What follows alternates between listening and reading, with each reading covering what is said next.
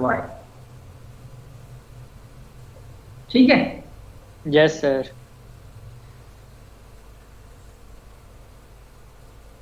फिर आगे उसने इसको रिप्लेस कर दिया है वाई को इवेंट आई से, ये आप देख लीजिएगा सिंपल सा है। इसको रिप्लेस कर दिया प्रोबेबिलिटी ऑफ इवेंट ए से, और ये चूंकि वाई को ए से रिप्लेस किया तो यहाँ पर भी ए आई आ जाएगी।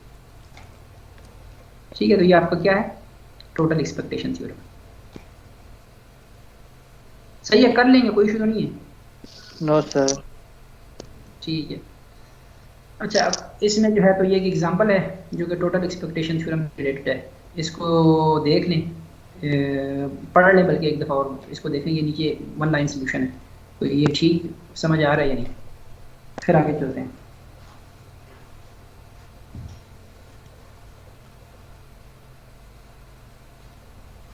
Expected value of x find करनी है, conditional expect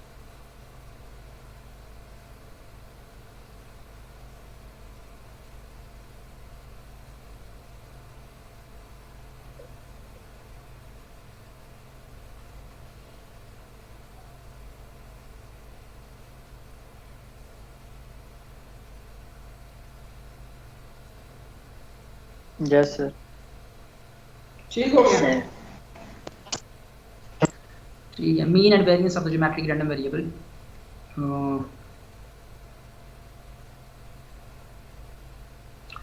geometric random variable की मैंने डेफिनेशन क्या बताई थी?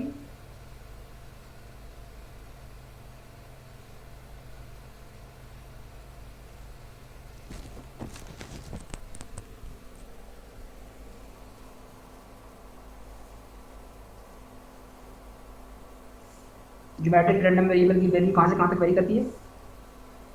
Number of try success. ठीक है, तो हो सकता है आपको पहली ट्राई में सक्सेस मिले, हो सकता है दूसरी सक्सेस मिले, तीसरी ट्राई में तो 1 टू इन्फिनिटी वेरी करेगी। ठीक है, ऐसा ही है ना?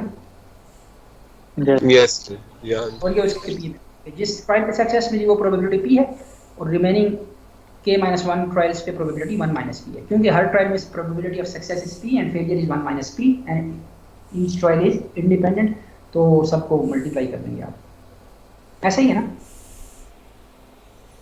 जी सर के अब मैं कहूँ कि ज्योमेट्रिक रैंडम वेरिएबल का मीन फाइंड करें तो कैसे फाइंड करेंगे? रैंडम वेरिएबल की वैल्यू इनटू इट्स pnf और all possible values of the random variable. ठीक है, और अगर वेरिएंस फाइंड करूँ तो क्या होगा?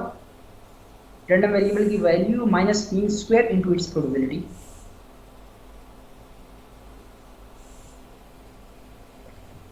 ये दोनों एक्सप्रेशंस क्लियर हैं, मीन का और वेरिएंस का?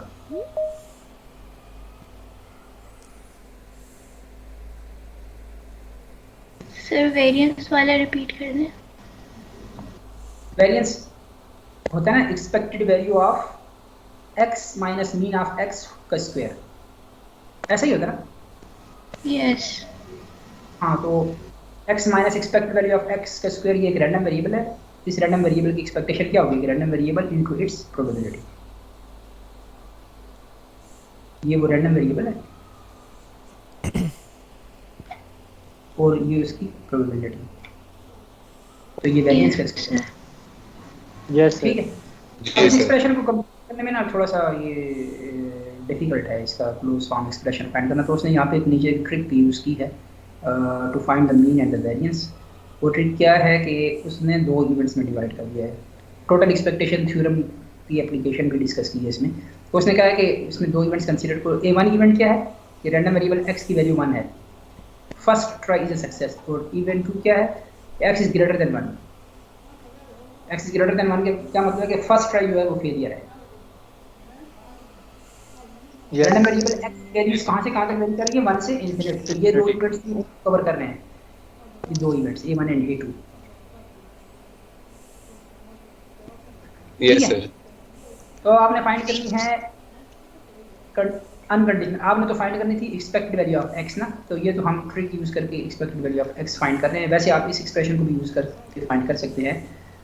हमने ये फाइंड करना है एक्सपेक्टेड वैल्यू ऑफ x। ठीक है, तो वो हमने conditional expectation total expectation theorem को यूज करके फाइंड करने के expected value of x given x is equal to 1 and expected value of x given x is greater than 1 और इनकी प्रोबेबिलिटीज। ठीक है, तो अब ये चार टर्म्स आपने कंप्यूट करनी है, उनको यहाँ पे पुट करना है, तो आपके पास एक्सपेक्टेड वैल्यू ऑफ x आ जाएगी। ऐसा ही है ना? जी सर। ठीक है, तो probability of x equal to 1 first try is success, इसकी क्या प्रोबेबिलिटी?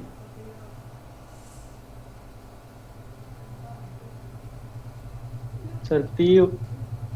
p है ना, इसकी प्रोबेबिलिटी p है, क्योंकि हर ट्रायल में सक्सेस की प्रोबेबिलिटी p है। पहले यस सर। ट्रायल में आपको सक्सेस मिले, इसकी प्रोबेबिलिटी p होगी। ठीक है, अच्छा ये मुझे बताएं कि एक्सपेक्टेड वैल्यू ये क्या चीज़ है? Expected value of x, expected value of random variable given the random variable equal to 1। Sir ये 1 होगी। 1 हो जाएगी ना, क्योंकि आप तो रैंडम ना रहा, उसने कह दिया कि रैंडम वेरिएबल की वैल्यू 1 है, नाउ यस। नो मोर रैंडम। ठीक है ना, तो जब फिक्स है तो इस पे एक्सपेक्टेशन ऑपरेटर अप्लाई करेंगे तो 1 ही आ जाएगा। 1 आ जाएगा। ठीक है, तो ये पहला पार्ट कंप्लीट हो गया। ठीक है, अब दूसरे पार्ट की बात है कि probability of x is greater than 1।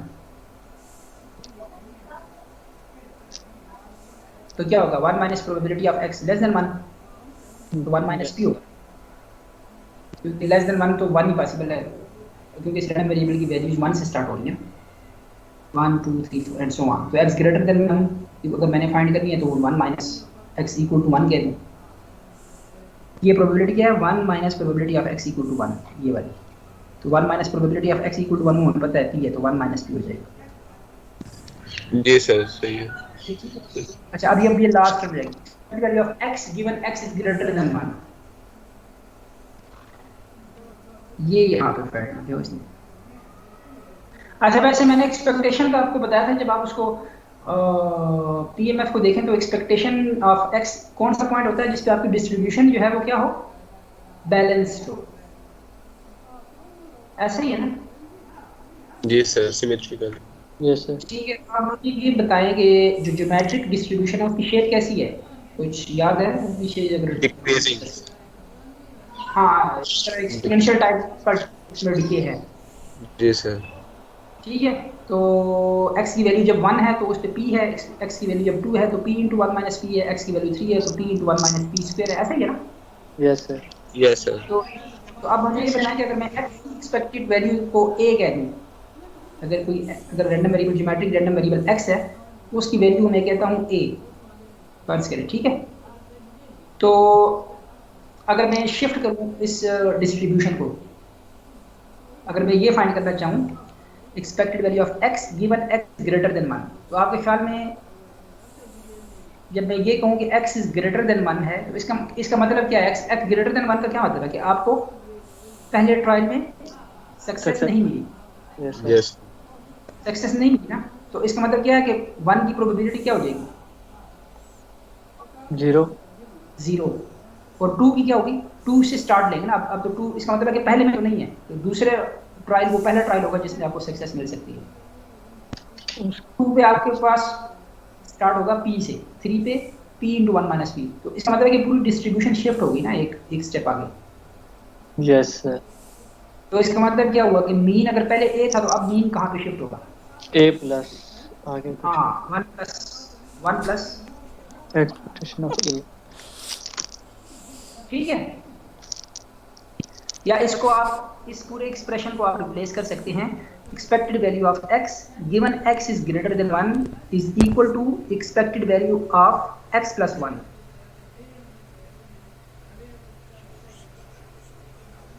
समझ आएगी नहीं? इसको मैं इस पूरे को मैं लिख सकता हूँ एक्सपेक्टेड वैल्यू ऑफ ब्रैकेट में x प्लस 1।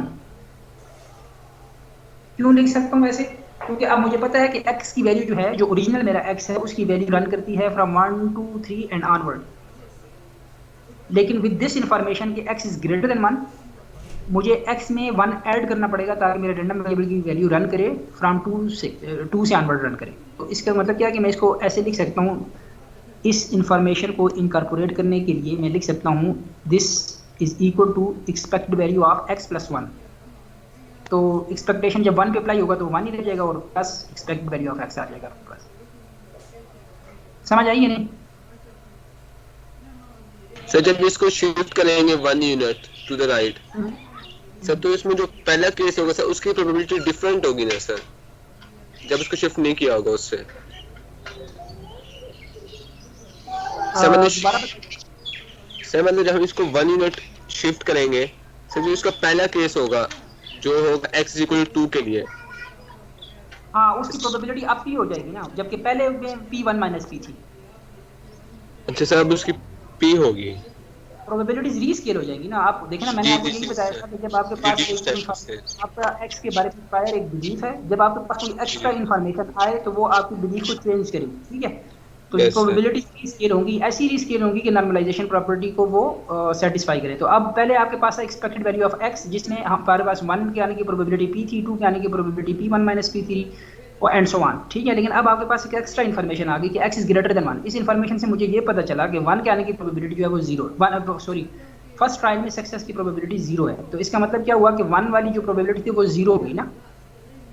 यस अब सर। नॉर्मलाइजेशन को सेटिस्फाई करने के लिए बाकी तमाम की वैल्यूज की प्रोबेबिलिटी जो है ना वो रीस्केल होगी ना, तभी तो वो नॉर्मलाइजेशन प्रॉपर्टी को सेटिस्फाई करेगा। तो 2 की वैल्यू p पे चली जाएगी, 3 की 1 p1 माइनस p पे, इस तरह एंड सो ऑन।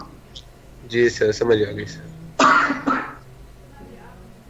तो मैं ये कह रहा हूँ कि आप इसको इस तरीके से भी देख सकते हैं, और इसको आप सिंपली इस तरीके से देखें कि अगर मेरे पास ये है expected value of x, x मेरा एक रैंडम वेरिएबल है जो कि वेरी करता है फ्रॉम 1 टू एंड ऑनवर्ड। लेकिन अगर मैं ये इन्फॉर्मेशन इनकॉर्पोरेट करूँ तो अब मेरा जो रैंडम वेरिएबल y होगा वो वेरी करेगा फ्रॉम 2 3 ऑनवर्ड। तो उसको मैं लिख सकता हूँ y is equal to x plus 1, कि अगर x 1 से रन कर रहा है तो उसमें 1 ऑटोमेटिकली मैं पहले से ही ऐड कर रहा हूँ। If x equal to 1 then y equal to 2, x equal to 2 then y equal to 3। तो इस पूरे को मैं लिख सकता हूँ expected value of x plus 1, ये दो ब्रैकेट्स के अंदर जो है ना, इन दो ब्रैकेट्स के अंदर मैं लिख सकता हूँ इस using the information x greater than 1 को expected value of x plus 1, या sorry expected value of 1 plus x, same एक ही बात है, ठीक है। तो 1 चूंकि कांस्टेंट है वो बाहर आ जाएगा और एक्सपेक्टेशन सिर्फ इस पे अप्लाई हो जाएगी, ठीक है कि नहीं? Yes sir. ठीक है। तो अब आप देखें, आपने ये चारों टर्म्स कंप्यूट कर ली, तो आपके पास इसको सिंपलीफाई करें तो एक्सपेक्टेशन आपने फाइंड कर ली सिंपल 2-3 स्टेप्स में। लेकिन अगर आप इसको सॉल्व करते तो काफ़ी थोड़ा आपको करना पड़ता काम इसको क्लोज फॉर्म एक्सप्रेशन तक लाने के लिए, ठीक है। और इसी तरह हम अगर मीन स्क्वायर, क्योंकि वेरिएंस क्या है, variance is basically expected value of x square minus expected value of x whole square. तो हमने एक्सपेक्टेड वैल्यू ऑफ x तो फाइंड कर ली ना ये ऊपर फर्स्ट पार्ट में। अब हमें expected value of x square चाहिए। अगर ये मिल जाए तो हम इस एक्सप्रेशन में पुट करेंगे तो हमारे पास वेरिएंस ऑफ x आ जाएगा। ऐसा ही है ना? हेलो, रिपीट करते हैं। हाँ। तो अब वेरिएंस ऑफ x भी हम इसी फार्मूले को यूज करके, इस तरह के फार्मूले को यूज करके करेंगे कि expected value of x square given x is equal to 1 into probability of x equal to 1 plus probability x is greater than 1 into expected value of x square given x is greater than 1, ठीक है ना। इस तरह के expression को use करके हमने expected value of x square को फाइंड करना है। फर्क क्या है कि x को यहाँ पे रिप्लेस कर देना है x स्क्वायर से, ठीक है। तो आप देखेंगे probability of x equal to 1 क्या है, p, वो यहाँ पे आ जाएगी, ठीक है। तो expected value of x square given x equal to 1 is again 1, ठीक है। फिर plus probability of x greater than 1 which is 1 minus p, और अब यहाँ पे क्या गया, expected value of x square given x greater than 1। तो इसको मैं ऐसे लिख सकता हूँ expected value of 1 plus x square, expected value of x square given x greater than 1 को मैं ऐसे लिख सकता हूँ ना, क्योंकि मुझे पता है कि इनिशियली जो मेरा रैंडम वेरिएबल था वो 1 से आगे ऑनवर्ड था, लेकिन इस इन्फॉर्मेशन की वजह से मेरा वो 2 से ऑनवर्ड जाएगा। तो अगर इनिशियल रैंडम वेरिएबल की वैल्यू 1 से ऑनवर्ड है तो इसमें 1 में ऑटोमेटिकली ऐड कर देता हूँ, ठीक है। और फिर अब आप इसको सिंप्लीफाई कर लें, ये जो स्क्वायर है इसको ओपन कर दें तो आपके पास ये सिंपल एक एक्सप्रेशन आ जाएगा, इसको आप यहाँ पे पुट कर दें, ठीक है। अब आपके पास expected value of x square ये सिंप्लीफाई करके इस फॉर्म में आ जाएगा।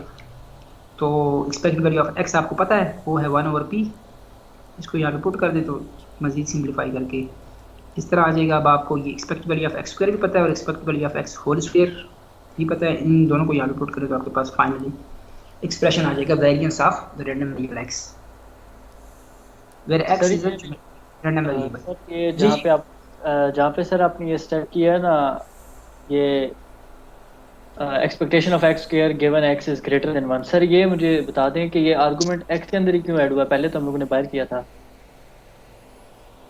नहीं, पहले भी बाहर नहीं किया था, पहले भी अंदर ही ऐड किया था। पहले भी ऐसे ही था, ये स्क्वायर आप हटा दें, इस स्क्वायर को भूल जाएं, पहले भी यही किया था expected value of 1 plus x, तो लेकिन 1 पे एक्सपेक्टेशन अप्लाई हुई तो वो 1 ही आ गया, एक्स पे एक्सपेक्टेशन अप्लाई हुई तो ये आ गया। सही हो गया आपने रैंडम वेरिएबल में एक ऐड करना है ना, यस सर क्लियर है। एक ना एक्स इज ग्रेटर देन 1 इसे क्या मतलब है कि आपने रैंडम वेरिएबल में एक ऐड करना है, इधर भी यही किया है,